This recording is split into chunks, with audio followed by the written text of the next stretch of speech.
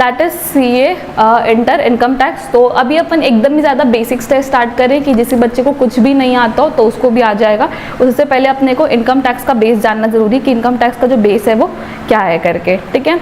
उस आपका जो बेसिकली चैप्टर है, सब्जेक्ट जो है वो 2 पार्ट में डिवाइडेड है। पार्ट ए है इनकम टैक्स और पार्ट बी है आपका GST। तो हम सिर्फ और सिर्फ इनकम टैक्स ही करने वाले हैं, GST जो है वो इस चैनल पे नहीं करने वाले हैं, बिकॉज अभी तक तो मैं सिर्फ और सिर्फ इनकम टैक्स की टीचर हूँ, ठीक है।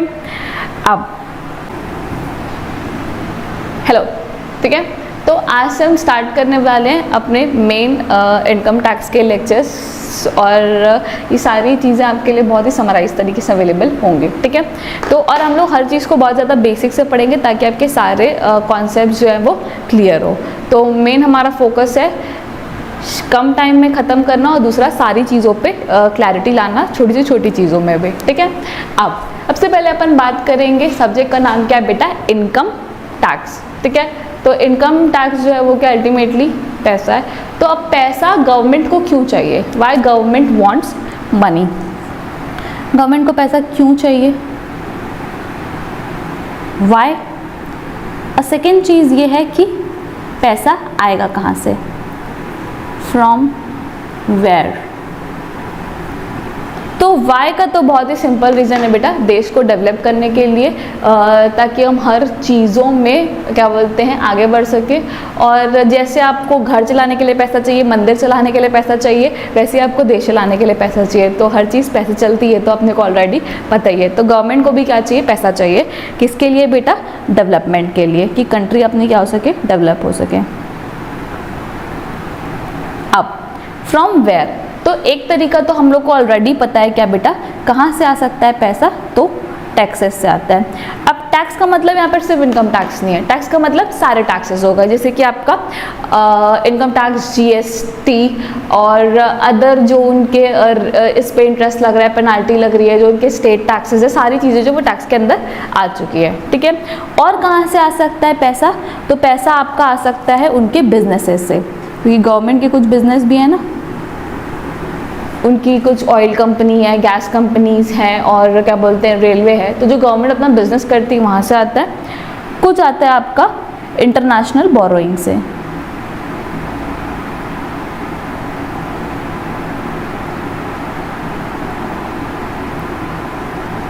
ठीक है। और भी अपने कुछ अदर क्या बोलते हैं मिसलेनियस वेज हो सकते हैं। अभी जो है वो क्या है, ये 3 तरीके जहाँ से गवर्नमेंट को पैसा आता है, टैक्सेस हो गया, बिजनेस हो गया एंड बोरोइंग्स हो गया, ठीक है। अब गवर्नमेंट जो आपसे टैक्स ले रही है बेटा, उसके लिए क्या चाहिए, उनको पावर चाहिए। ऑब्वियसली गवर्नमेंट बिना पावर के आपको टैक्स नहीं ले सकती। तो पावर कौन देता है, तो पावर देता है बेटा कॉन्स्टिट्यूशन, ठीक है। तो अपने को कॉन्स्टिट्यूशन के अंदर देखना पड़ेगा कि किसने किसको क्या पावर दिया हुआ है, ठीक है। तो अब अपन बात करेंगे किसकी, कॉन्स्टिट्यूशनल लेवी की। तो कॉन्स्टिट्यूशन में पावर दिया है, सेंट्रल गवर्नमेंट को भी दिया है और स्टेट गवर्नमेंट को भी दिया है। अब क्या पावर दिया है, तो जो सेंट्रल गवर्नमेंट है उसको कॉन्स्टिट्यूशन का जो आर्टिकल नंबर 46 है उसके अंदर शेड्यूल नंबर 7 है, और शेड्यूल नंबर 7 के अंदर 3 लिस्ट है। एक है आपकी यूनियन लिस्ट, दूसरी होती है आपकी स्टेट लिस्ट, और तीसरी होती है आपकी कॉन्करेंट लिस्ट, ठीक है। अब जो यूनियन लिस्ट है उसमें जितने भी मुद्दे लिखे होंगे, ठीक है, यहाँ पे एंट्री 82 में इनकम टैक्स के बारे में लिखा है, तो मतलब बाकी और भी जो एंट्रीज होंगी उसमें अलग अलग चीज़ें या आर्टिकल्स डील किए गए होंगे, ठीक है। तो वो आर्टिकल्स में मतलब यूनियन लिस्ट में जितने भी मुद्दे उसमें सेंट्रल गवर्नमेंट टैक्स लगा सकती है, स्टेट लिस्ट में जितने भी मुद्दे हैं उसमें स्टेट गवर्नमेंट टैक्स लगा सकती है, और कॉन्करेंट लिस्ट में जो दोनों मुद्दे हैं, जितने भी मुद्दे हैं उसमें दोनों गवर्नमेंट टैक्स लगा सकती है, ठीक है। तो अब यूनियन लिस्ट की जो एंट्री नंबर 82 है वो क्या बोलती है कि हम पावर देते हैं सेंट्रल गवर्नमेंट को, अब सारी इनकम पे टैक्स लगा लो एक्सेप्ट एग्रीकल्चर इनकम। क्यों, क्योंकि एग्रीकल्चर जो हमारा कोर है इंडिया का, इसमें हमारे फार्मर्स टिके हुए हैं, बेसिक फार्मर्स जो हमारे इस चीज़ के ऊपर टिके हुए हैं, ठीक है। तो इसलिए गवर्नमेंट बोलती है कि आप सारी चीज़ों पर टैक्स लगा लो, लेकिन एग्रीकल्चर इनकम पे मत लगाओ, ठीक है। मतलब सेंट्रल गवर्नमेंट कभी भी एग्रीकल्चर इनकम पे इनकम टैक्स नहीं लगा सकती unless an amendment has been made in constitution, ठीक है। उसके बाद अपन बात करते हैं किसकी, स्टेट गवर्नमेंट की। तो स्टेट गवर्नमेंट में यहाँ पर डायरेक्टली एंट्री नंबर 46 लिखा है। तो इसका मतलब क्या है कि यहाँ पर आर्टिकल जो है बेटा आपका सेम, आर्टिकल जो है वो सेम रहेगा, शेड्यूल भी सेम रहेगा। फिर उसकी जो स्टेट लिस्ट है, तो स्टेट लिस्ट की एंट्री नंबर 46, तो स्टेट लिस्ट की जो एंट्री नंबर 46 है वहाँ पे पावर मिला है किसको, स्टेट गवर्नमेंट को, कि वो एग्रीकल्चर इनकम पे टैक्स लगा सकती है। तो यहाँ पे बहुत ही क्लियर डिवीजन है, सारी इनकम पे टैक्स लगाएगी सेंट्रल गवर्नमेंट और एग्रीकल्चर इनकम पे लगाएगी स्टेट गवर्नमेंट। बट क्या स्टेट गवर्नमेंट एग्रीकल्चर इनकम पर टैक्स लगाती है? तो नहीं लगाती है। उसके सेवरल वेज रीजंस हो सकते हैं टू प्रमोट एग्रीकल्चर, क्योंकि एग्रीकल्चर के लिए हमारे पास बहुत सारी फेवरेबल चीज़ें जो बहुत सारी कंट्रीज़ के पास नहीं है और बहुत सारे लोग इसके ऊपर डिपेंडेंट हैं, etcetera etcetera, and to convert white into black, and बहुत सारी चीज़ें एग्रीकल्चर के ऊपर। तो एग्रीकल्चर के ऊपर आई थिंक पास्ट को देखते हुए आज भी एग्रीकल्चर पे कोई टैक्स नहीं है। ठीक है, I hope it's clear. Yes, उसके बाद यहाँ पे आप पढ़ोगे क्या, direct tax versus indirect taxes, direct tax versus indirect taxes. ठीक है, अब आपको कहीं पर भी लगता है कि कोई चीज़ आपको लिखनी है तो प्लीज़ आप उसको पॉज कर लो और उसके बाद लिख लो। ठीक है, अब डायरेक्ट टैक्स का मतलब क्या होता है? तो डायरेक्ट टैक्स का सीधा सीधा मतलब है कि जिसकी इनकम उसका टैक्स। ठीक है, तो जो बंदा कमा रहा है उसी के जेब से लिया जाएगा, तो वो डायरेक्ट कलेक्शन है, इसलिए वो डायरेक्ट टैक्स है। ठीक है, इनडायरेक्ट टैक्स का मतलब क्या है कि अल्टीमेटली पैसा किसी और के जेब से जा रहा है और अल्टीमेटली पे जो है वो कोई और कर रहा है। ठीक है, पैसा किसी और के जेब से जा रहा है और पे जो है वो कोई और कर रहा है, तो ये दोनों अलग अलग है। अब डायरेक्ट टैक्स का एग्जाम्पल क्या है? तो डायरेक्ट टैक्स का एग्जाम्पल बेटा इनकम टैक्स। इनडायरेक्ट टैक्स का एग्जाम्पल क्या है? जीएसटी, एक्साइज, मैम एक्साइज तो भी चला गया, सबसे नहीं गया। ठीक है, कस्टम्स, तो ये सारे एग्जाम्पल जो है वो किसके बेटा? आपके इनडायरेक्ट टैक्सेस के। और यहाँ पर अभी हमारे पास है सिर्फ एक tax, that is called as income tax. ठीक है, तो इसको डिफरेंशिएट करने के लिए आप कैसे करोगे? तो सबसे पहले आप चेक करोगे क्या, लेवी। तो लेवी किसके ऊपर है बेटा? यहाँ पर इंडिविजुअल के ऊपर है जो इनकम कमा रहा है। ठीक है, पे कौन करेगा? तो वही सेम इंडिविजुअल जो कमा रहा है, मतलब किसके जेब से जाने वाला है? तो वो इंडिविजुअल के जेब से जाने वाला है। यहाँ पर लेवी किसके ऊपर हो रहा है? अल्टीमेटली सेलर के ऊपर, कि सेलर को वो क्या बोलते हैं देना है, बट किसके जेब से जा रहा है अल्टीमेटली। यहाँ पर मैं इसको बोल सकती हूँ कि कलेक्शन किससे हो रहा है, यहाँ पर कलेक्शन किसके ऊपर हो? यहाँ पे इंडिविजुअल से, और यहाँ किससे कलेक्शन हो रहा है? तो यहाँ पे कलेक्शन हो रहा है बेटा बायर से। जैसे कि फॉर एग्जांपल मान लो कि आपने कोई चिप्स का पैकेट खरीदा है। ठीक है, तो चिप्स का पैकेट आप खरीद रहे हो, तो क्या चिप्स के पैकेट का जीएसटी आप खुद जाके गवर्नमेंट को दे रहे हो क्या? नहीं, आप किसको देते हो बेटा? सेलर को देते हो, और सेलर उसको गवर्नमेंट को देता है। ठीक है, तो ये कॉन्सेप्ट जो है वो फॉलो होता है। तो इसीलिए यहाँ पर जो है दोनों पर्सन सेम है, जिसके ऊपर लेवी हो रहा है, कलेक्ट हो रहा है, और यहाँ पर ये जो दोनों पर्सन है वो अलग अलग है। ठीक है, उसके बाद अगर अपन नेचर की बात करें तो नेचर में जो बेटा ये जो है वो किस नेचर का है? प्रोग्रेसिव नेचर का है।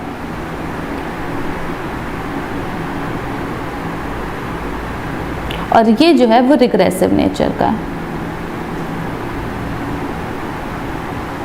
तो प्रोग्रेसिव नेचर का मतलब क्या होता है? प्रोग्रेसिव का मतलब होता है जैसे जैसे आपकी इनकम बढ़ती है वैसे वैसे टैक्स बढ़ता है। मतलब कि आप जो टैक्स पे कर रहे हो, जो अंबानी अडानीज पे कर रहे हैं, क्या वो सेम है? नहीं, जितनी आपकी इनकम है उतना आपका टैक्स है। ठीक है, रिग्रेसिव नेचर का मतलब ये होता है इनकम सबकी अलग अलग क्यों हो सकती है, बट टैक्स जो है वो सबसे एक ही होगा। फॉर एग्जाम्पल मान लो अगर आप कोई क्या बोलते हैं चिप्स का पैकेट खरीद रहे हो और जिसमें आप 50 रुपये टैक्स पे कर रहे हो, तो आकाश अंबानी भी उस चिप्स के पैकेट में 50 रुपये ही पे करेगा। तो बेसिकली यहाँ पर कमोडिटीज़ पर टैक्स है, इनकम का कोई लेना देना नहीं है, तो उसको अपन बोलते हैं क्या? Regressive nature. ठीक है, अब नेक्स्ट ये जो है वो आपका बेसिक डिफरेंस बिटवीन है। बाकी जो extra difference between exam point of view, वैसे कि ऐसी चीज़ें एग्जाम में पूछी नहीं जाती है। ठीक है, बट आपको एक्स्ट्रा पढ़ना है थ्योरेटिकल वर्केज में, तो वो आपको चीज़ें नोट्स में मिल जाएगी। ये आपको बेसिक है जो आपको पता होना चाहिए। ठीक है, उसके बाद ये हो गया direct tax versus indirect tax हो गया। अब मेन स्टार्ट करते हैं अपन किसके साथ? इनकम टैक्स के साथ। तो आप जो इनकम टैक्स पढ़ रहे हो वो इनकम टैक्स एक्ट है कि इनकम टैक्स लॉ है? ठीक है, मतलब लॉ वर्सेस एक्ट, कि लॉ का मतलब क्या होता है और एक्ट का मतलब क्या होता है। और पहली बात ये समझ लो कि जो आप जो पढ़ रहे हो इनकम टैक्स, वो इनकम टैक्स लॉ है, इनकम टैक्स एक्ट नहीं है। क्यों? लॉ और एक्ट में क्या फ़र्क होता है? तो बेसिकली एक्ट सिर्फ एक छोटा सा पार्ट है, लॉ जो है वो इंक्लूड करता है एक्ट को, रूल्स को, नोटिफिकेशंस को, सर्कुलर्स को, आपके क्या बोलते हैं कोर्ट के जजमेंट्स हैं उनको, प्लस आपका फाइनेंस एक्ट है उनको। तो लॉ जो है बेटा वो एक वाइडर टर्म है और एक्ट जो है वो सिर्फ पार्ट है किसका? लॉ का। ठीक है, तो आप सबको मिला के पढ़ते हो इनकम टैक्स लॉ। ठीक है, तो आज अपन स्टार्ट करने वाले हैं सबसे पहले किसके साथ? Sources of income tax law, कि इनकम टैक्स लॉ बनता कैसे है। ठीक है, और सबसे पहले हमारी हेडिंग आएगी क्या? Sources of income tax law. ठीक है, उसमें सबसे पहली चीज़ जो है वो आपकी आती है, वो आती है आपकी income tax act, income tax act 1961। ठीक है, तो इनकम टैक्स एक्ट 1961, तो ये आपको क्या बताएगा बेसिकली कि आपके सारे जो प्रोविजंस हैं, एक्ट है इनकम टैक्स के, तो सारे प्रोविजंस हैं, प्रिंसिपल्स है, वो सारी चीज़ें जो है वो एक्ट बताता है। ठीक है, उसके बाद नेक्स्ट आपका आता है क्या? Income tax rules, income tax rules. ठीक है, अब इनकम टैक्स रूल जो पहला रूल है वो कब आया था बेटा? वो 1962 में आया था। बेसिकली आपका सबसे पहली बात तो है कि कम इनटू फोर्स कितना है, तो ये 1/4/1962 से ये एप्लीकेबल हुआ है।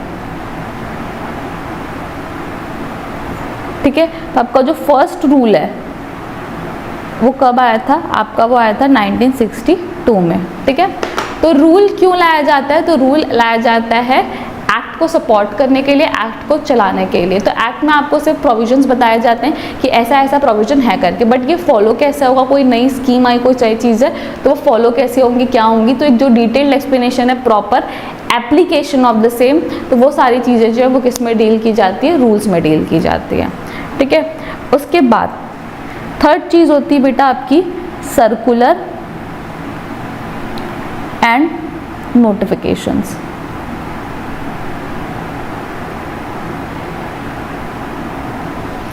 वो जो आपका सर्कुलर है और नोटिफिकेशन है, तो सबसे पहली बात तो ये कि जो सर्कुलर होता है वो आपका इशूड बाय, तो कौन इशू करता है? तो इसको सीबीडीटी इशू करती है, और इसको कौन इशू करता है? तो इसको CBDT plus central government issue करती है। मतलब सर्कुलर को सीबीडीटी और नोटिफिकेशंस को दोनों कर सकते हैं। एप्लीकेबल ऑन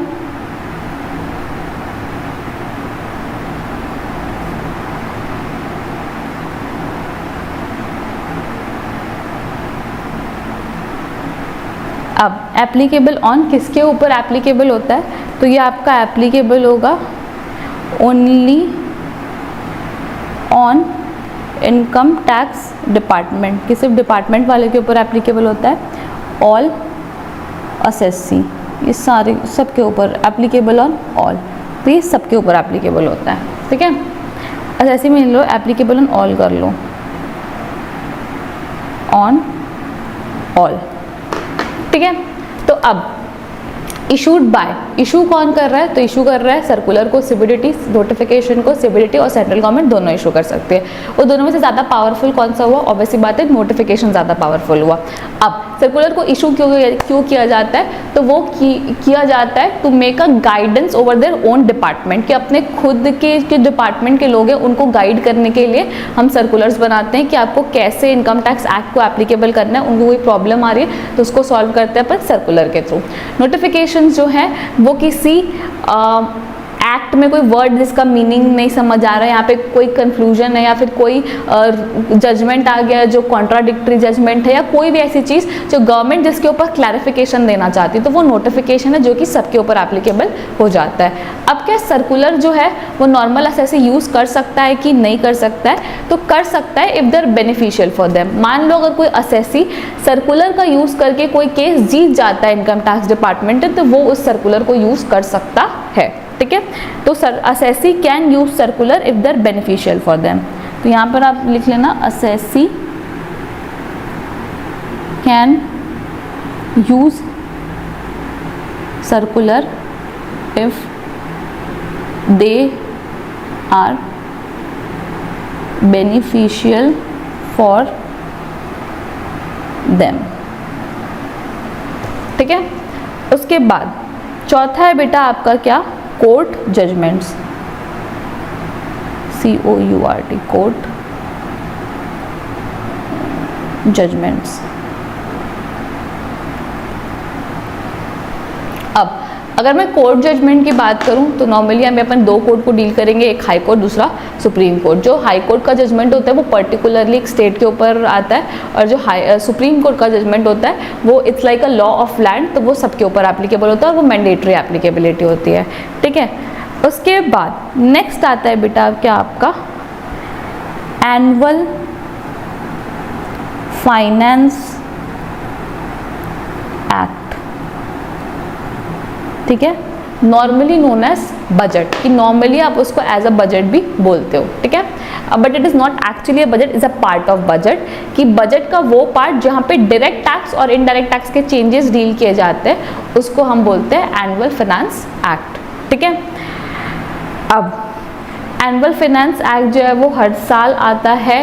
कब आता है, किस लिए आता है, कौन आता है, कौन लेके आता है, अब आपको इसको समझने की ज़रूरत है। ठीक है, तो सबसे पहली बात है एकदम सिंपल और एकदम बेसिक से स्टार्ट करने वाले हैं कि इसको कौन लेके आता है। तो सबसे पहली बात अब एकदम बेसिक से स्टार्ट करें, तो सबसे पहली बात कौन लेके आता है, तो प्रेजेंट कौन करता है बेटा, तो प्रेजेंट करती हमारे फाइनेंस मिनिस्टर।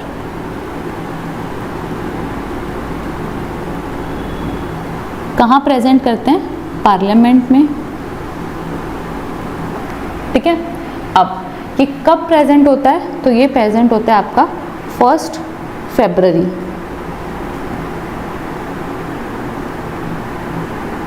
फर्स्ट फेब को ये प्रेजेंट होता है। ठीक है, अब 1 फेब को ये प्रेजेंट हो गया, उसके बाद क्या होगा, प्रेजेंट होने के बाद ये 2 हाउसेस में जाता है क्लियरेंस के लिए, एक है आपकी लोकसभा, एक है आपकी राज्यसभा।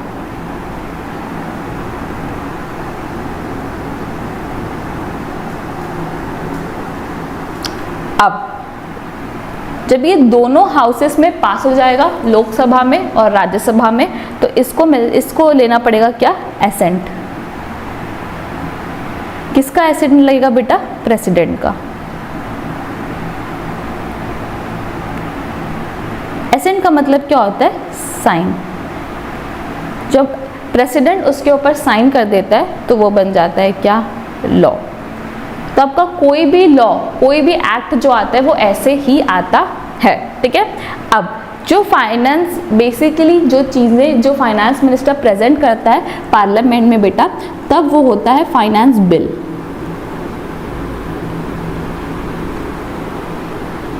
फिर जो बिल है वो दोनों हाउसेस में जाता है, लोकसभा और राज्यसभा।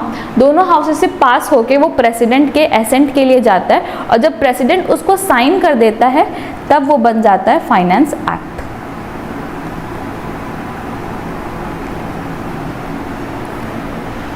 ठीक है, अब जैसे आपका एग्जाम जो है वो अभी सितंबर में या जनवरी में, तो आपके लिए जो फाइनेंस एक्ट एप्लीकेबल है वो लास्ट ईयर का है एग्जैक्टली, मतलब अभी क्या चलता है 2022, तो 2023 में जो फाइनेंस एक्ट है तो 1 फरवरी 2023 को आपका आया होगा। और ये जो प्रोसेस है वो लगभग आपका कंप्लीट होना चाहिए कब, 31 मार्च 2023 तक। मतलब आपको 2 महीने का समय मिलता है ये सारी चीज़ों को कंप्लीट करने के लिए, मतलब बिल से उसको एक्ट बनाने के लिए आपके पास टाइम है कितना, 2 महीने का, तभी तो वो नेक्स्ट फाइनेंशियल ईयर के लिए एप्लीकेबल होगा 23-24 के लिए। ठीक है, तो आप 1 फेब से स्टार्ट करते हो ये सारी चीज़ों को, ताकि आप ख़त्म कर सको 31 मार्च 2023 में। ठीक है, अब इसको अपन एक और तरीके से समझते हैं। ठीक है, उसके लिए आपको 2 वर्ड का समझना बहुत ज़रूरी है। एक को बोलते हैं बेटा अपन क्या, प्रीवियस ईयर, दूसरे को अपन बोलते हैं क्या, असेसमेंट ईयर। ठीक है, तो 2 वर्ड है यहाँ पर। एक वर्ड का नाम है आपका प्रीवियस ईयर, दूसरे वर्ड का नाम है क्या, असेसमेंट ईयर।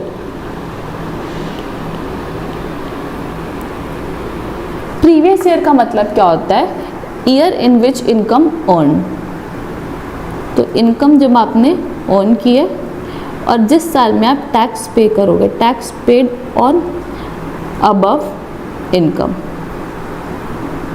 ठीक है। अब आपके एग्जाम के लिए जो प्रीवियस ईयर एप्लीकेबल है वो क्या है बेटा, आपके एग्जाम का प्रीवियस ईयर है 23-24, ठीक है। तो इसका मतलब क्या है कि 23-24 में आप जितनी भी इनकम कमा रहे हो उसमें आप टैक्स कब भरोगे, आप 24-25 में भरोगे, ठीक है। तो 23-24 में आप जितनी भी इनकम कमा रहे हो उसमें आप टैक्स कितना कब भरोगे, 24-25 में भरोगे। क्यों? क्योंकि जब ड्यूरिंग द ईयर, जब आपका 23-24 चल रहा है तब तो आप इनकम कमा रहे हो ना, अभी तो आप चेक कर रहे हो, अल्टीमेटली आप कभी कमा रहे हो, तो अभी से कैसे टैक्स भर दोगे। तो गवर्नमेंट बोलती है कि पहले जिस साल में आप कमा रहे हो उसमें आप टैक्स कब भरोगे, अगले साल भरोगे। तो ऑब्वियस सी बात है कि आप 23-24 पर टैक्स कब भरने वाले हो, आप 24-25 में भरने वाले हो।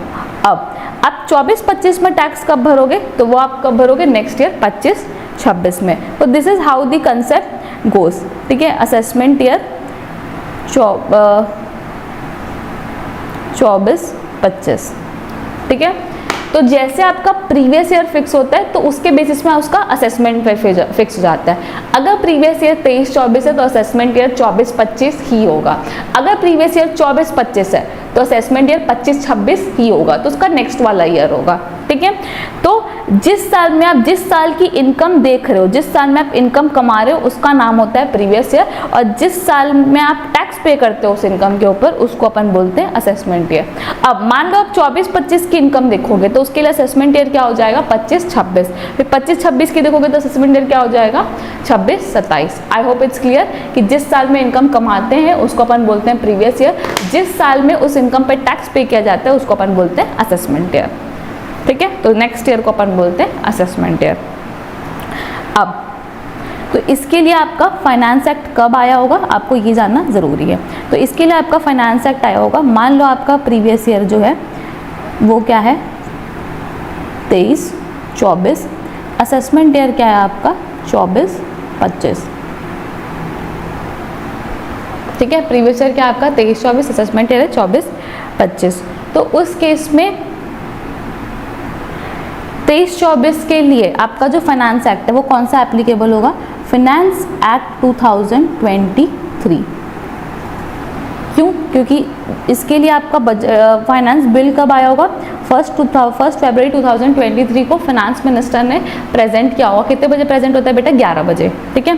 तो 1 फरवरी को आपका क्या बोलते हैं बिल जो है वो प्रेजेंट हुआ होगा। अब उसके बाद कब तक ये लोग को पूरा तामझाम करके हाउस कब तक इसको कंप्लीट करना होता है, तो 31 मार्च 2023 तक, क्योंकि उसके बाद ही तो ये एप्लीकेबल करेंगे ना ये वाले प्रीवियस ईयर के लिए। जब ये वाले प्रीवियस ईयर के लिए एप्लीकेबल होना है अल्टीमेटली, तो यहाँ तक तो आपका बिल जो है वो क्या हो जाना चाहिए, एक्ट में कन्वर्ट हो जाना चाहिए, ठीक है। तो जो आपका प्रीवियस ईयर है उससे जस्ट पहले की जो फरवरी, तभी बिल प्रेजेंट होता है, पास होता है और यहाँ से एप्लीकेबल हो जाता है, ठीक है। अब अभी आप एग्ज़ाम कब दे रहे हो बेटा, पहले के हिसाब से, अभी तो खैर 3 अटेम्प्ट हो गए हैं, पहले के हिसाब से अगर मैं लूँ तो आपका एग्ज़ाम होता था नवंबर में, ठीक है, और दूसरा होता था आपका मई में, ठीक है। तो आप एग्ज़ाम कब देते हो, आप असेसमेंट ईयर में एग्ज़ाम देते हो, ठीक है। आपका जो, क्योंकि आपका जो अटेम्प्ट है वो कब है, मई 2024 और नवंबर 2024। अभी नवंबर वाला शिफ्ट होके जनवरी हो गया, ठीक है।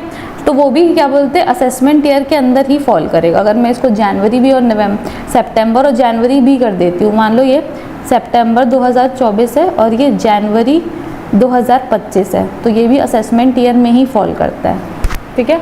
हाँ, कुछ बच्चों को अगर नहीं पता है कि ये फाइनेंशियल ईयर का कॉन्सेप्ट क्या होता है, तो बेटा 2 टाइप के ईयर होते हैं, एक होता है कैलेंडर ईयर, एक होता है कैलेंडर ईयर और दूसरा होता है आपका फाइनेंशियल ईयर,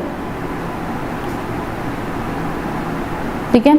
तो हम जो इनकम टैक्स में फॉलो करते हैं वो फॉलो करते हैं क्या, फाइनेंशियल ईयर, जो कि स्टार्ट होता है हमेशा 1 अप्रैल को।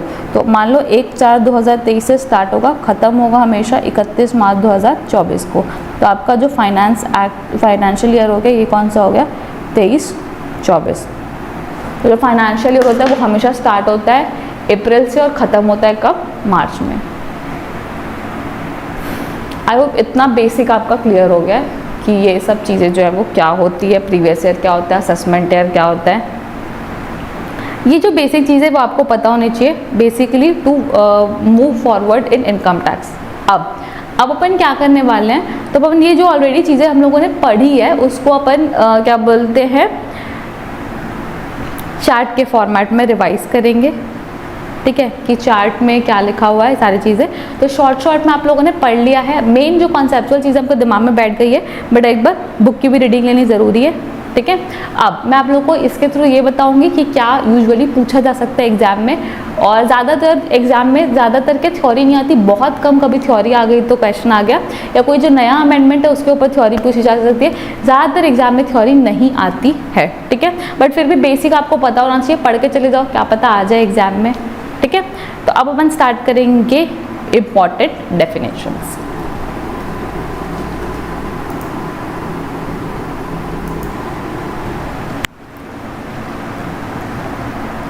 सबसे पहले आपका स्टार्ट होता है क्या, sources of income tax laws in India.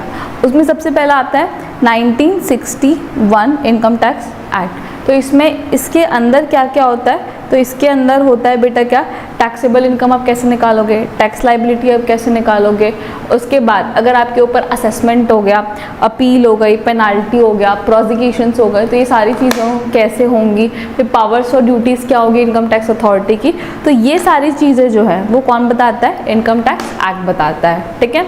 और ये कम इनटू फोर्स कब हुआ था, 1 अप्रैल 1962 में आया था।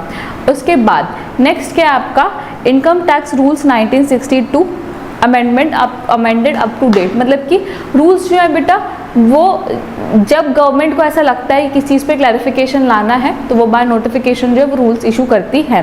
तो रूल्स इशू करने का पावर जो है बेसिकली किसके पास है, सीबीडीटी के पास है। सीबीडीटी का फुल फॉर्म क्या है, सीबीडीटी का फुल फॉर्म है central board of direct taxes, ठीक है।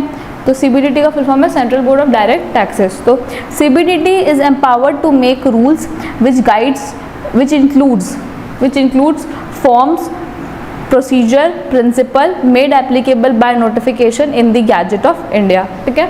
तो अल्टीमेटली इसमें फॉर्म प्रोसीजर प्रिंसिपल ये सारी चीज़ें रहती है। उसके बाद नेक्स्ट क्या है आपका, circular and notification by CBDT. तो ये अपन ऑलरेडी पढ़ चुके हैं कि सर्कुलर जो है वो इनकम टैक्स डिपार्टमेंट के क्लियरेंस के लिए आता है, वेयर नोटिफिकेशन जो होता है वो क्या बोलते हैं सभी के लिए आता है। उसके बाद नेक्स्ट आता है आपका जुडिशियल डिसीजन, एनुअल फाइनेंस है, कि ये सारी चीज़ें जो है ये हो चुकी है। तो आपको रीडिंग लेना होगा तो आप सेल्फ रीडिंग ले सकते हैं, ठीक है। उसके बाद नेक्स्ट टॉपिक स्टार्ट होता है किस चीज़ के लिए, basic principle for charging income tax. कि इनकम टैक्स चार्ज करने के लिए बेसिक प्रिंसिपल क्या इंपॉर्टेंट है, वो सबसे पहले स्टार्ट करेंगे कि ये हर असेसमेंट ईयर के लिए होता है। असेसमेंट ईयर का मतलब क्या होता है, असेसमेंट ईयर का मतलब जिस साल आप टैक्स पे करते हो। It is charge on every person, charge किसके ऊपर होगा, टोटल इनकम के ऊपर होगा, earn by the person during the previous year. Previous year में जब पैसा कमाते हो उस पर असेसमेंट ईयर पे टैक्स भरते हो। Tax is levied at the rate prescribed in finance act. मतलब हर साल आपका फाइनेंस एक्ट जो है वो आपको रेट बताते हैं कि किस रेट पे आपको टैक्स भरना है, ठीक है।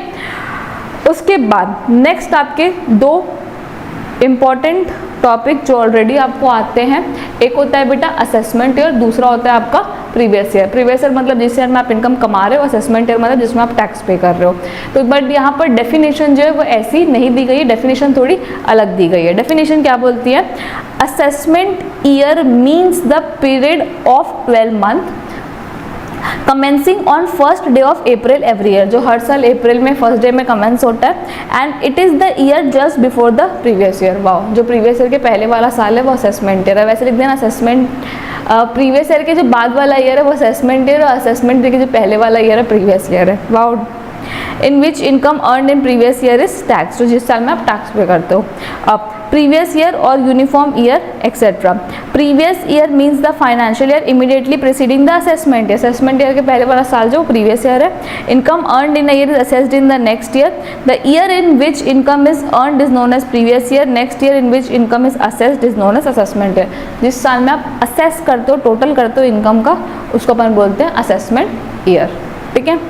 उसके बाद नेक्स्ट आपका आता है क्या, ये अब सी असेसमेंट ईयर तो हमेशा हमेशा कितने का होगा, 12 महीने का होगा, बट प्रीवियस ईयर जो है 12 महीने से कम का हो सकता है। जैसे कि मान लो आपने साल के बीच में स्टार्ट किया, आपने अपना बिजनेस स्टार्ट किया जुलाई में, तो अप्रैल मई जून 3 महीने आपके खाली थे, तो आपका प्रीवियस ईयर कितने महीने का हो जाएगा, 9 महीने का, जुलाई से लेके मार्च तक। मान लो आपने अक्टूबर में बिजनेस स्टार्ट किया, तो अक्टूबर तो मार्च आपका प्रीवियस ईयर हो जाएगा 6 महीने का।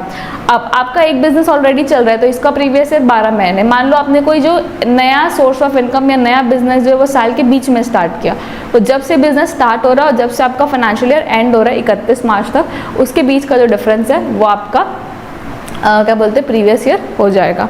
तो यही बोल रहा है कि determination of first previous year in which newly set up business और profession for new source of income. तो अगर आपका नया क्या बोलते हैं बिजनेस सेट हुआ है, तो जब से आपका बिजनेस सेट हुआ है वहाँ से लेके 31 मार्च, और अगर आपकी कोई नई इनकम एग्जिस्टेंस में आई है तो वहाँ से लेके 31 मार्च, ठीक है। उसके बाद नेक्स्ट जो आपका इंपॉर्टेंट टॉपिक है वो है ये exception to the general rule that income of previous year is taxed in previous क्या बोलते हैं इज हाँ दैट इनकम ऑफ द क्या बोलते हैं previous year is taxed in assessment year. तो नॉर्मली क्या होता है प्रीवियस ईयर रूल के हिसाब से कि आप इनकम कमाते हो प्रीवियस ईयर में, टैक्स पे करते हो असेसमेंट ईयर में, ठीक है। लेकिन एक्सेप्शन क्या बोलता है, नहीं, आप इनकम भी कमाओगे इसी साल में और टैक्स भी पे करोगे इस साल में। अब गवर्नमेंट ऐसा कौन कौन से केसेस में कर सकती है, तो गवर्नमेंट उन केसेस में कर सकती है जहां पर गवर्नमेंट को डर लगे कि अरे ये बंदा तो भाग जाएगा, इंडिया छोड़ के चला जाएगा, या टैक्स देने के लिए कोई रहेगा कि भी नहीं रहेगा, ठीक है। तो गवर्नमेंट कुछ केसेस ऐसे हैं जहाँ पे गवर्नमेंट को लगता है कि यार सामने वाला बंदा तो भाग जाएगा, तो उससे हम अभी टैक्स ले लेते हैं प्रीवियस ईयर में, इसलिए उन्होंने exception to the previous year rule बनाया है, ठीक है। अब सबसे पहला क्या बोलता है, इसमें सबसे पहला नाम डाला है आपका income from non resident assessee जिनका शिपिंग बिजनेस हो, ठीक है, क्योंकि रेसिडेंट वाले बंदे तो यहीं हैं तो वो तो कहीं नहीं जाएंगे, यहीं आएंगे। बट जो नॉन रेसिडेंट है, जो एक बार अपना शिप इंडिया लेके आया, उसने इनकम कमाई, लोड किया, अनलोड किया और वापस चला गया, तो क्या वो टैक्स भरने के लिए असेसमेंट ईयर में वापस आएगा? तुम पागल हो अगर तुमको लगता है कि वो वापस आएगा। वो क्यों आएगा टैक्स भरने के लिए? तो नहीं आएगा वो बंदा टैक्स भरने के लिए, इसलिए गवर्नमेंट बोलती है कि अब अभी टैक्स भर के चले जाओ, ठीक है।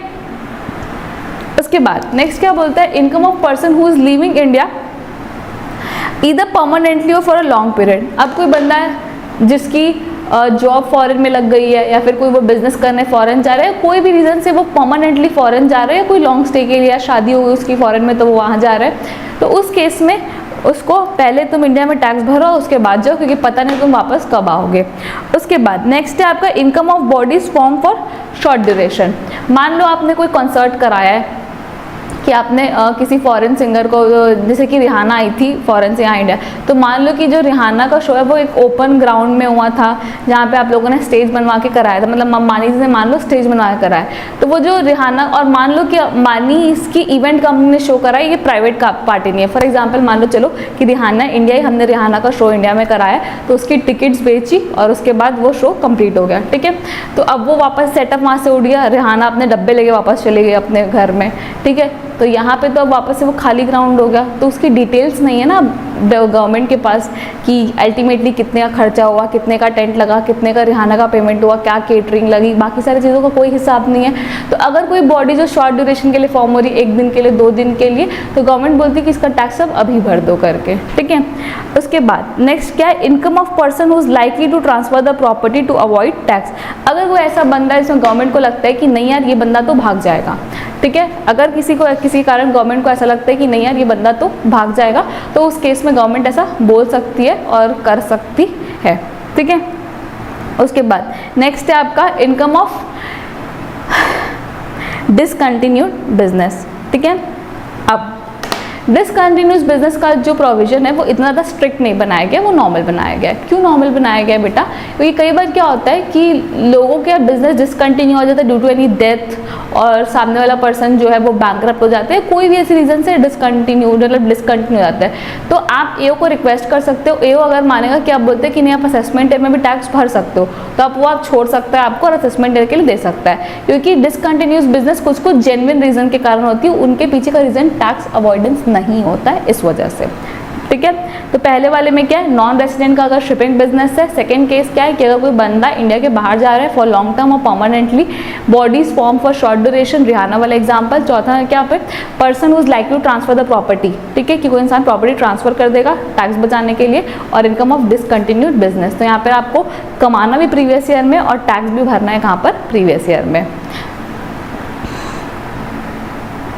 उसके बाद नेक्स्ट डेफिनेशन है क्या, असेसी। तो यहाँ पे ना दो डेफिनेशन आती है, एक होती है बेटा असेसी, दूसरा होता है आपका पर्सन। तो ना एक जो इम्पॉर्टेंट कॉन्सेप्ट जो पूछा जा सकता है, पहला तो ये एक एक्सेप्शन वाला पॉइंट है, असेसी की डेफिनेशन एक आध बार पूछी गई है और पर्सन की डेफिनेशन भी पूछी गई है, ठीक है, एग्जाम में तो पूछी जा सकती है। तो असेसी मीन्स, तो असेसी का मतलब क्या होता है,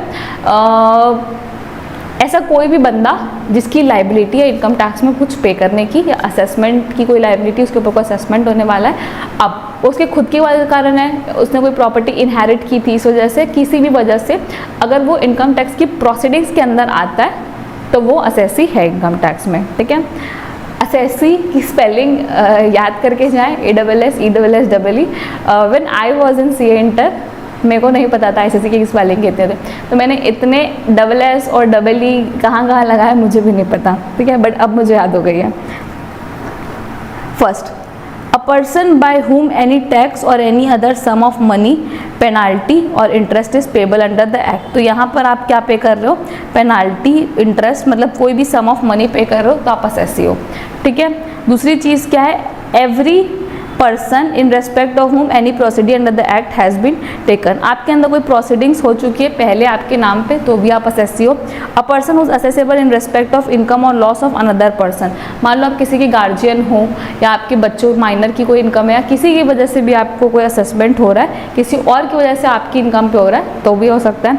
every person who's deemed to be an assessee under the provisions of the act. अगर आपने कोई डीम्ड असेसी वाले प्रोविजंस कहीं लग गए कि मान लिया जाएगा आपको भी असेसी, तो वो भी है। A person is deemed to be assessee in default, ठीक है।